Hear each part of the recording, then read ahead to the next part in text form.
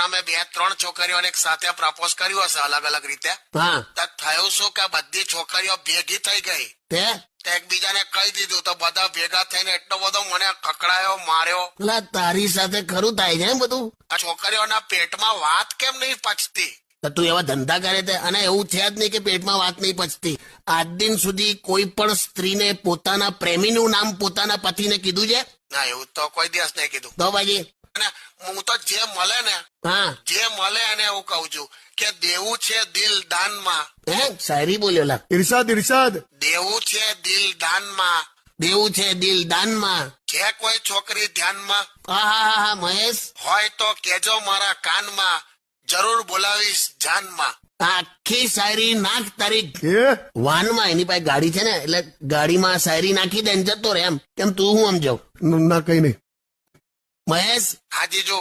હવે તું મારી વાત સાંભળ. આન બાન શાનમાં. આહા ને આભાર. હાજી જો. ફરક હોય છે ઘરની રોટલી અને બળેલી નાનમાં.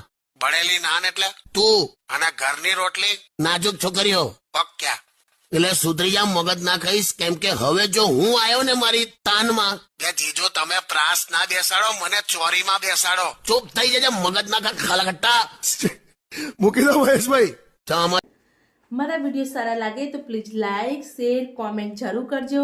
અને જે લોકો નવા છે મારી ચેનલ સાથે જોડાયા નથી તો પ્લીઝ મારી ચેનલને સબસ્ક્રાઈબ જરૂર કરજો, જેથી તમને અવનવા વિડીયો મારા જોવા મળી શકે.